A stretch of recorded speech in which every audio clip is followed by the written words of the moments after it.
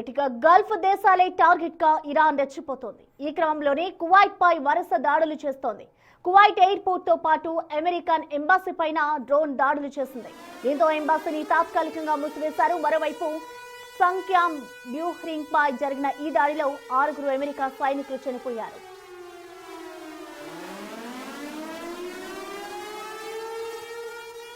Iran కేవలం Israel, అమెరికాలను మాత్రమే కాకుండా కువైట్ తదితర గల్ఫ్ దేశాలను కూడా టార్గెట్ చేయడం వెనుక బలమైన కారణాలున్నాయి.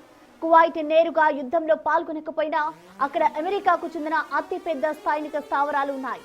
కువైట్ లోని అలీ అల్ సేలం ఎయిర్ బేస్ నుండే అమెరికా తన యుద్ధ విమానాలను నడుపుతోంది.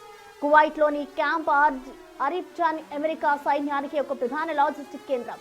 వాటిని ధ్వంసం చేసి యుఎస్ ను దెబ్బతీసే లక్ష్యంతో ఇరాన్ మిసైళ్లు, డ్రోన్లతో విరుచుకుపడుతోంది.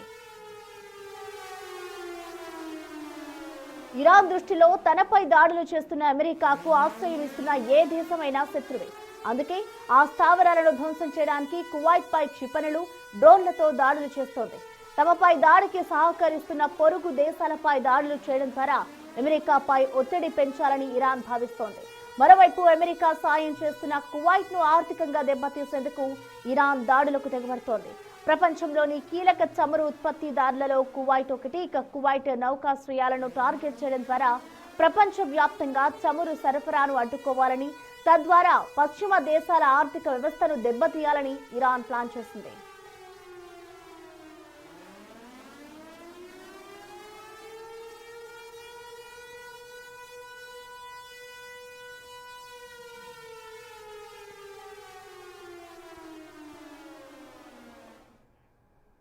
దీనికి సంబంధించిన మోర్ డీటెయిల్స్ ని మా ప్రతినిధి ఢిల్లీ నుంచి శివ అందిస్తారు. శివ, మనం చూస్తున్నాము ప్రధానంగా ఎప్పుడైతే వార్ మొదలైందో అప్పటి నుంచి కూడా ఇరాన్ ఎక్కువ కువైట్ నే టార్గెట్ చేసింది. సో దీని వెనుక బలమైన కారణాలు ఉన్నాయంటూ కూడా చెప్తున్నారు. అసలు ఏంటి ఈ రీజన్స్, డీటెయిల్స్ ఎలా ఉన్నాయి శివ? రైట్, ఈ ఇటీవల కాలంలో ఇటు అమెరికా, ఇరాన్, ఇజ్రాయెల్ మధ్య 3 దేశాల మధ్య యుద్ధం కొనసాగుతుంది. 6వ రోజుకు యుద్ధం చేరుకుంది. దానిలో భాగంగా ఇప్పుడు ఇజ్రాయెల్, అమెరికా కన్నా ఇప్పుడు ఇరాన్ దృష్టి అంతా కూడా కువైట్ మీద ఉంది. ఎందుకంటే అమెరికాకు సంబంధించిన సైనిక స్థావరాలు కానీ, వారికి సంబంధించిన అనేక రక్షణ రంగ వ్యవస్థకు సంబంధించిన అక్కడ సామాగ్రి అంతా కూడా అక్కడ కువైట్ లో ఉన్న ఎయిర్ స్టేషన్లలో వారు ఆశ్రయం పొందారు. అక్కడి నుంచే దాడులు చేస్తున్నారు అనేది ప్రధానంగా ఇరాన్ భావిస్తుంది. దాంట్లో భాగంగా అంటే డైరెక్ట్ గా కువైట్ ఇరాన్ తో యుద్ధం లేకపోయినా ఈ పశ్చిమాసియా దేశాల్లో ఏ దేశాలైతే అమెరికాకు కానీ, ఇజ్రాయెల్ కు కానీ ఆశ్రయం కల్పిస్తున్నాయో ఆ దేశాలు కూడా మాకు శత్రువులతో సమానము అనేది కూడా ప్రధానంగా ఇరాన్ చెప్తుంది. దానిలో భాగంగా వారికి ఆశ్రయం ఇస్తున్నారు కాబట్టి వారికి సంబంధించిన రక్షణ రంగ వ్యవస్థకు సంబంధించి కానీ, సైనిక వ్యవస్థకు సంబంధించిన యుద్ధ సామగ్రి అంతా కూడా అక్కడ పెట్టుకునేందుకు షెల్టర్ ఇస్తున్నారు. కాబట్టి అప్పటి నుంచి ఏంటంటే మీరు కూడా బాగా చేసినట్లయితే కూడా వారు భావిస్తున్నారు. దానిలో భాగంగానే ఈ కువైట్ అలాగే పశ్చిమాసియా సేవిస్తున్నాయి కానీ, మరోవైపు గల్ఫ్ కంట్రీస్ ఏవైతున్నాయి, గల్ఫ్ కంట్రీస్ లో మొత్తంగా అందరినీ ఉద్దేశించి ఈ బాధైతే కొనసాగుతున్నాయి. ఇప్పుడు దాడులు ప్రతిదాడులతో ఈ యుద్ధం అనేది 6వ రోజుకు చేరుకుంది. ఇటు ఇరాన్ కూడా ఇక్కడ తగ్గకుండా వెనుకడుగు వేసిన ఇటు అమెరికాకు సంబంధించిన ఆర్థిక మూలాలపై దెబ్బ కొట్టాలి అని కూడా ప్రధానంగా ఇరాన్ అనుకుంది. దానిలో భాగంగానే ఇటు దుబాయ్ లో కానీ, ఇటు కువైట్ లో, జోర్డాన్ కానీ, బెహ్రెయిన్ కానీ, ఇతర ప్రాంతాలు, ఇతర దేశాల్లో ఏదైతే అమెరికాకు ఆశ్రయం కల్పించాయో అక్కడున్న రక్షణ వ్యవస్థకు సంబంధించి, సైనిక స్థావరాలకు సంబంధించి యుద్ధ సామగ్రి పైన ఉద్దేశించి వాటిపై దాడి చేసేందుకు ఇరాన్ ప్రయత్నిస్తోంది. దానిలో భాగంగా ఆర్థికంగా అమెరికాకు కూడా భారీ నష్టం మిగిల్చేలాగా మా దాడులు ఉంటాయనేది కూడా ఇరాన్ చెప్తోంది. దానిలో భాగంగానే ఈ కువైట్ పైన దాడులు చేస్తుంది. మరోవైపు ఇతర గల్ఫ్ కంట్రీస్ ఏవైతున్నాయో జీసీసీ కంట్రీస్ అంటారు, దాన్ని గల్ఫ్ కోఆపరేషన్ కౌన్సిల్ ఏదైతుందో దాంట్లో 6 దేశాలపై 6 దేశాలు కూడా తీవ్ర ఆగ్రహం వ్యక్తం చేస్తున్నాయి ఇరాన్ పైన. అంటే ఏ సంబంధం లేని మా పైన ఎందుకు దాడులు చేస్తున్నారు, మా దేశ భద్రతకు ముప్పు పొంచి ఉంది, దీన్ని తీవ్రంగా పరిగణించాల్సి ఉంటున్నట్టు కూడా వాళ్ళ దేశాలు కూడా ఇరాన్ పై ఆగ్రహం వ్యక్తం చేస్తున్నాయి. దాని భాగంగా ఇప్పుడు ప్రజెంట్ సిచ్యువేషన్ చూసుకుంటే కువైట్ అలాగే ఖతార్ ఇతర దేశాలపై ఇరాన్ దాడులు చేస్తుంది. అంటే కువైట్ లో ప్రధానంగా ఆ చమురు నిల్వలు అనేది ఎక్కువగా ఉంటాయి. కువైట్ లో ఈ పెట్రోల్ చమురు అనేది ఎక్కువగా ఉంటాయి. అక్కడి నుంచే ప్రపంచ దేశాలకు కూడా ఈ చమురు సరఫరా అనేది జరుగుతూ ఉంటుంది. అయితే ఇప్పటికే హార్మోజ్ జలసంధి గుర్తించడం ద్వారా అక్కడి నుంచి క్రూడ్ ఆయిల్స్ కానీ ఇక చమురు నిల్వలు అక్కడి నుంచి నౌకల ద్వారా సహకరించేందుకు అవకాశం లేదు. అక్కడికి వెళ్ళిన వాటిపై కూడా ఇరాన్ ఆ నౌకలపై దాడులు చేస్తుంది. ఇప్పటికే ఇజ్రాయెల్, అమెరికా చేసిన దాడుల్లో ఇరాన్ కు సంబంధించిన 11 నౌకలు ధ్వంసమయ్యాయి. ఇటు దానికి ప్రతిగా ఇరాన్ కూడా ఇటు ఇజ్రాయెల్ అమెరికాకు సంబంధించిన నౌకలపై కూడా దాడి చేస్తున్న పరిస్థితి కనిపిస్తుంది. ఈ నేపథ్యంలోనే అక్కడ హార్మోజ్ జలసంధిని ఇరాన్ మూసివేసింది. అటువైపు ఎవరు రావద్దంటూ కూడా ఆదేశాలు జారీ చేసింది. ఈ నేపథ్యంలో అక్కడ కొంత చమురుకు సంబంధించి కొరత ఏర్పడింది.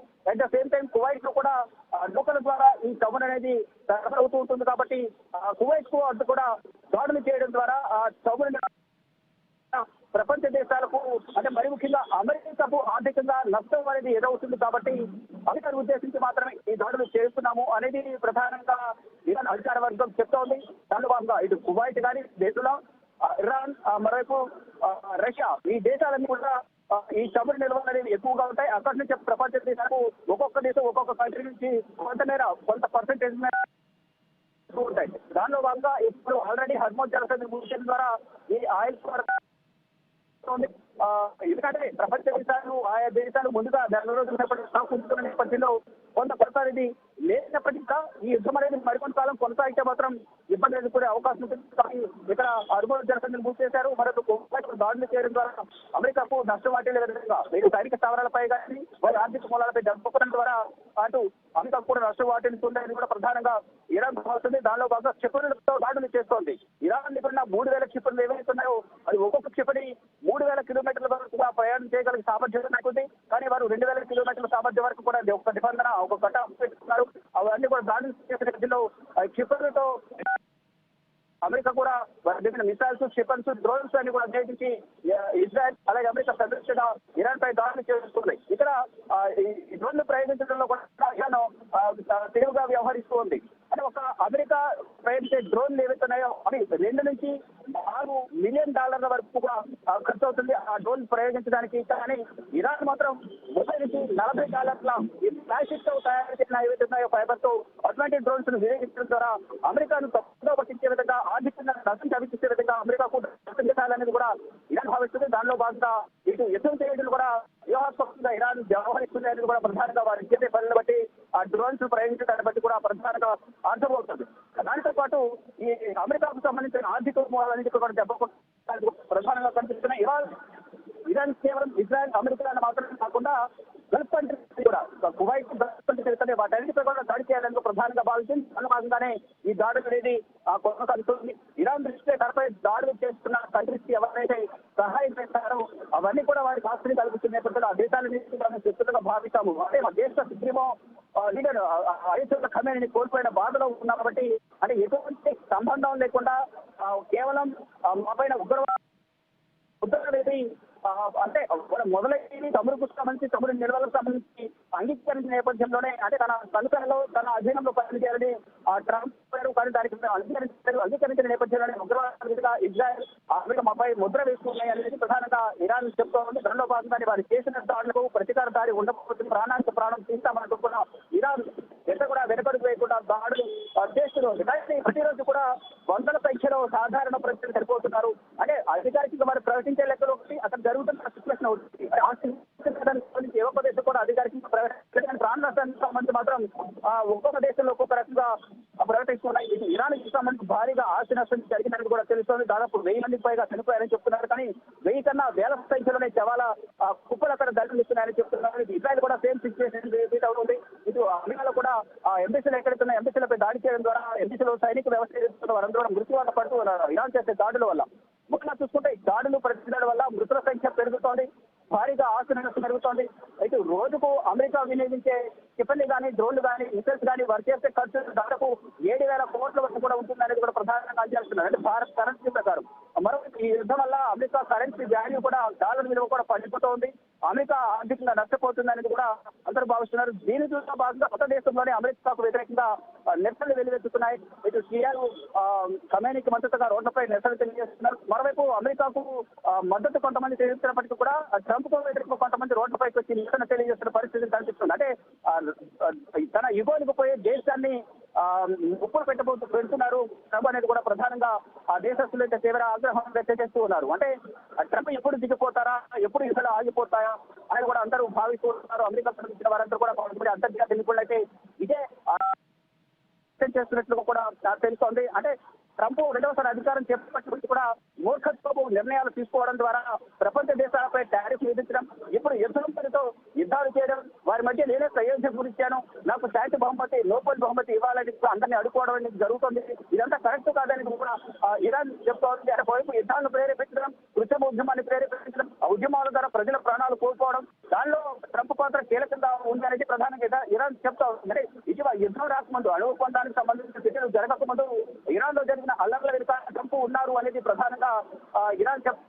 36 సంవత్సరాల పాటు ఏకఛత్రాధిపత్యంగా ఇరాన్ ను అయతుల్లా ఖానీ ప్రాణాలు కోల్పోవడం వెనుక అమెరికా అధ్యక్షుడు డొనాల్డ్ ట్రంప్ ఉన్నారు అనేది ఇరాన్ చెప్తోంది. దానిలో భాగంగా ఈ దాడులు ఉండబోతున్నాయి. అంటే మా దగ్గర ఉన్న ఆర్థిక మూలాలు ఏదైతున్నాయో, ఆర్థికంగా దేశ అభివృద్ధికి ఏదైతే ఆ చమురు నిల్వలు ఉపయోగపడుతున్నాయో అటువంటి చమురు నిల్వలను కానీ ఆర్థిక వ్యవస్థ కూడా తన అధీనంలో పెట్టుకుని తన చెప్పు చేతలు పెట్టుకునేందుకు ట్రంప్ ప్రయత్నాలు చేశారు. ఆ ప్రయత్నాలు విఫలమైన నేపథ్యంలో మా మీద అణు ఒప్పందానికి సంబంధించిన ప్రధానంగా అణు ఒప్పందానికి సంబంధించి ఒక అణు బాంబులు తయారు చేస్తున్నారు. వారి దగ్గర యురేనియం నిల్వలు ఉన్నాయి. దీనికి ప్రపంచానికి ఒక ఉగ్రవాద దేశం అంటూ కూడా ట్రంప్ వేసి అణు ఒప్పందం చేసి విఫలమయ్యాయి కాబట్టి మేము దాడులు చేస్తున్నామంటూ ఒక ప్రకటన విడుదల చేసి ఇజ్రాయెల్ చేత దాడులు చేపించారు అని కూడా ఇరాన్ చెప్తుంది. దానిలో భాగంగానే అక్కడ అణు ఒప్పందానికి సంబంధించిన చర్చలు విఫలమవడం, ఇజ్రాయెల్ దాడులు చేయడం. ఇజ్రాయెల్ చేసిన మొదటి దాడిలోనే 28వ తేదీన దాడులు మొదలయ్యాయి. మొత్తం 30 మిసైల్స్ ను ఒకేసారి ప్రయోగించిన నేపథ్యంలో ఇటు Iran supremo Khamenei, Ayatollah Khamenei సమావేశం ఏర్పాటు చేస్తున్నారు. ఆ సమావేశం జరుగుతున్న మొత్తం వివరాలను కూడా సేకరించి ఆ బిల్డింగ్ పైన, కార్యాలయం పైన, అయతుల్లా ఖమేనీ నిర్వహిస్తున్న సమావేశ కార్యాలయం పైన దాడులు చేయడం, మొత్తం ఒక్కసారి 30 మిసైల్స్, ఒక్కొక్క మిసైల్ 1000 కిలోల మిసైల్ ను ప్రయోగించడం, మొత్తం 30,000 కిలోల మిసైల్స్ ను ప్రయోగించి అక్కడ దాడి చేసిన నేపథ్యంలో ఆ భవనం అంతా కూడా శిథిలావస్థకు చేరుకుని మొత్తం బిల్డింగ్ అంతా కూడా అగ్రతొణుకలు అయిపోయింది. దానిలోనే అయతుల్లా ఖమేనీ చనిపోయారు. అయతుల్లా ఖమేనీకి నిన్న రాత్రి ఇరాన్ లోని ఒక ప్రాంతీయ మందిరంలో అంత్యక్రియలు నిర్వహించారు. అయితే ఈ అంత్యక్రియలో భాగంగా కూడా అమెరికా ఇజ్రాయెల్ కుట్ర పన్నాయి అనేది కూడా ఇరాన్ చెప్తోంది. ఈ ఖమేనీ మృతి తర్వాత సంతాపించారు. ఆయన రాజకీయ వారసుడిగా ఆయన రెండవ కుమారుడు ముజాబత్ ఖమేనీని నియమించారు. నెక్స్ట్ మా టార్గెట్ ఎవరైతే సుప్రీం లీడర్ వస్తారో అతని మా టార్గెట్ గా దాడులు ఉంటాయంటే కూడా నిన్న అమెరికా అలాగే ఇజ్రాయెల్ ప్రదర్శించినట్లుగా కూడా ఇంటెలిజెన్స్ నిఘా వర్గాల నుంచి ఇరాన్ సమాచారం ఉన్న నేపథ్యంలో భారీ భద్రత నడుమ ఇరాన్ మాజీ సుప్రీమో ఖమేనీ అంత్యక్రియలు నిర్వహించారు. అయితే ఇప్పుడు చూసుకుంటే మాత్రం ఇటు మొత్తం దాడులు ప్రతిదాడులతో తీవ్ర ఉద్రిక్త పరిస్థితులు కొనసాగుతున్నాయి. Prasanna. Okay, thank you Shiva.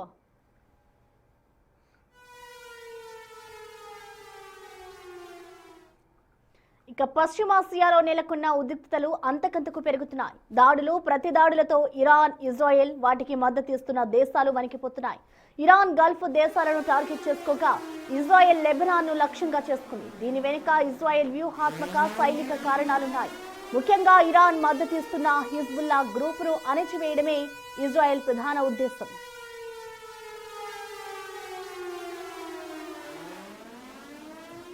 Israel దృష్టిలో ఇరాన్ పాము తల అయితే హిజ్బుల్లా విషపూరితమైన కుర. అందుకే ఇరాన్తో యుద్ధంలో ముందుగా ఈ కురలను పీకేయాలని ఇజ్రాయెల్ నిర్ణయించింది. ఇరాన్ ప్రాక్సీ సైన్యమైన హిజ్బుల్లా లెబనాన్ కేంద్రంగా పనిచేస్తోంది. వారికి అవసరమైన ఆయుధాలు, నిధులు, శిక్షణ ఇరాన్ అందిస్తోంది. అందుకే ఇరాన్ పై అమెరికా, ఇజ్రాయెల్ దాడులు ప్రారంభించిన వెంటనే ఆ దేశానికి మద్దతుగా హిజ్బుల్లా వేలాది క్షిపణులతో విరుచుకుపడింది. దీంతో తమ భూభాగాన్ని రక్షించుకోవడం, హిజ్బుల్లా క్షిపణి లాంచర్లను, ఆయుధ డిపోలను ధ్వంసం చేయడం ఇజ్రాయెల్ కు అనివార్యమైంది.